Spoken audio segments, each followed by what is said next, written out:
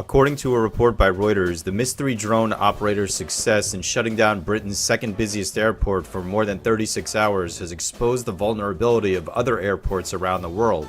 Reuters reports the incident at London Gatwick has underlined the fact that most airports lack the means to catch drone pilots, let alone destroy unmanned aerial vehicles. The travel nightmare at Gatwick, which stranded more than 100,000 people, was finally brought under control Friday after the government ordered the army to deploy military equipment meant to protect the site. After 3 days of disruption, flights at Britain's second biggest airport have resumed again. Gatwick was forced to close its runway after repeated nearby sightings of rogue drones. Police on Friday night arrested a man and a woman, and in a tweet urged local people to help them with their investigation. No group has claimed responsibility for the disruption, and the airport has continued to warn passengers to expect delays and cancellations. It's been the biggest upset to flights since an Icelandic volcanic ash cloud in 2010. Many in Britain have been wondering how civilian drones were able to bring a major airport to a standstill.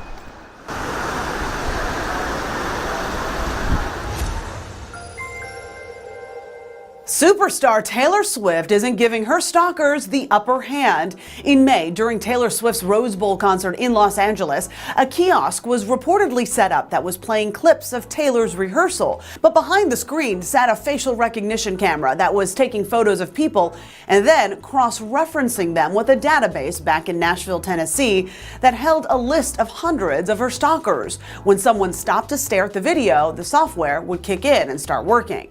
Some have questioned the privacy issues regarding the images and if they're stored or not. Evidently, this type of technology is starting to become part of more public events. In April, Chinese police used similar technology to arrest a man attending a Jackie Chan concert in Nanchang. The 31-year-old, who was wanted for economic crimes, was located among a crowd of 60,000 concertgoers. For Global One, I'm Juliette Vara.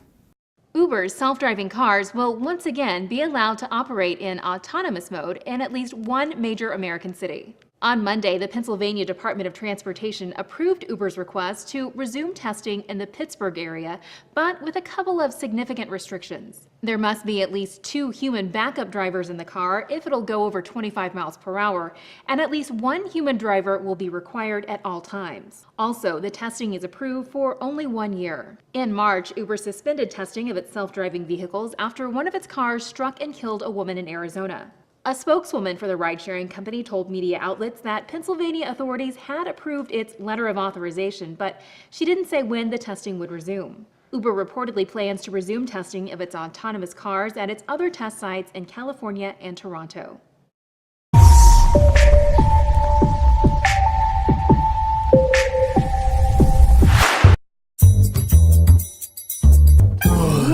Romans 12:2 says, "Do not be conformed to this world, but be transformed by the renewal of your mind, that by testing you may discern what is the will of God, what is good and acceptable and perfect." Many Bible websites and apps have said this is one of the most looked up Bible verses on the web. The way it usually gets interpreted is like this: don't be like anyone else or who the world wants you to be who God made you to be. That's all well and good, but when this verse is taken by itself, who God made you to be is typically who you want to be, and God's will for your life is really your will for your life. God's will for you is that you would be sanctified, abstain from sexual immorality, control your own body, grow in holiness, and give thanks to God in all circumstances, which, by the way, that happens to be Romans 12:1. I appeal to you, therefore, brothers, by the mercies of God, to present your bodies as a living sacrifice, holy and acceptable to God, which is your spiritual worship. Paul previously spent the first 11 chapters of Romans explaining the mercies of God in the giving of His Son. Jesus died for us, so we are to live for Him, holy and acceptable to God, and this is worship. To be holy means to be set apart. Don't think like the world thinks, have the mind of Christ. Then we're able to know God's will as revealed in His Word, the Bible. Being transformed in Christ, we desire to worship God in a way that is good and acceptable and perfect when we understand the text.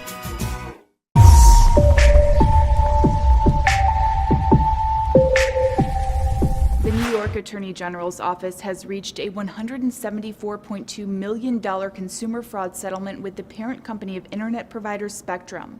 It stems from a lawsuit filed in 2017 by then State Attorney General Eric Schneiderman. He alleged the company defrauded customers by providing broadband speeds that were up to 80% lower than advertised. Here's how that payout will break down. $62.5 million will be refunded to 700,000 active Spectrum customers. They'll each get between $75 and $150. More than $100 million will go toward offering complimentary streaming services and premium cable channels to more than 2 million New York customers. As part of the settlement, Spectrum will also have to make some marketing and business changes in order to accurately describe its internet speeds. The state's current Attorney General, Barbara Underwood, said the settlement represents a wake-up call to companies serving New Yorkers. According to Underwood, this is the biggest consumer payout by a U.S. internet service provider. Sprint is paying up after reaching a $330 million settlement with the state of New York over a tax investigation. The probe stems from a 2011 lawsuit brought forth by a whistleblower into the cell phone carrier's tax collecting practices. New York accused the company of failing to collect more than $100 million in state and local sales taxes that it owed on some of its wireless calling plans in the state. It claims that Sprint knowingly did this for more than a decade. As a result, the suit alleged the carrier was able to offer better pricing and draw in more customers. The whistleblower who prompted the investigation will get almost $63 million as part of the settlement.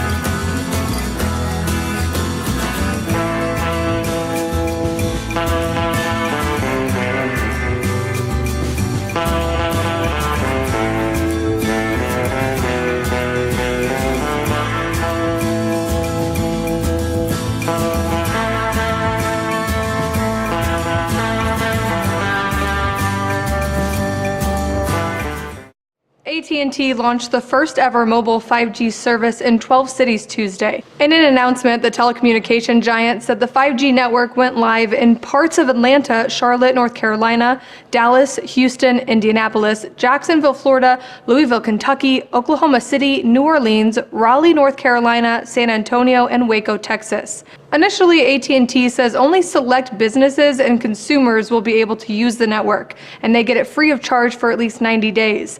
But starting next spring, anyone will be able to use it in those areas as long as you purchase the Netgear Nighthawk 5G mobile hotspot for $499 and 15 gigabytes of data for $70 a month with a compatible plan. AT&T beat out competitors like Verizon, Sprint, and T-Mobile in the race to launch 5G.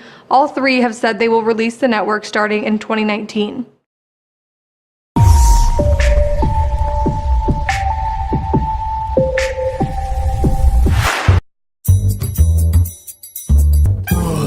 In Acts 17, the Apostle Paul stood at the Areopagus where he preached, "Men of Athens, I perceive that you are very religious, for as I passed along the objects of your worship, I found also an altar with this inscription, To the unknown God. What you worship as unknown, I proclaim to you as known. The God who made the world and everything in it, being Lord of heaven and earth, does not live in temples made by man, nor is he served by human hands as though he needed anything, since he himself gives to all mankind life and breath and everything. And he made from one man every nation of men to live on the earth, having determined their time and boundaries, that they should seek God and find him. Yet he's not far from each one of us. For in him we live and move and have our being. And as your own poets have said, we are indeed his offspring. Being God's offspring, we ought not to think he's an image formed by the art and imagination of man. The times of ignorance God overlooked, but now he commands all people everywhere to repent, because he has fixed a day on which he will judge the world in righteousness by a man whom he has appointed, and has given assurance to all by raising him from the dead. We print "In God We Trust" on our money, say "One Nation Under God" in the Pledge of Allegiance, and sing "God Bless America" at our sporting events. But do not assume this is the triune God of the Bible. These are America's altars to an unknown God. The judgment of God is coming upon every nation. We must preach the gospel of Jesus Christ, the only word that will save their souls, when we understand the text.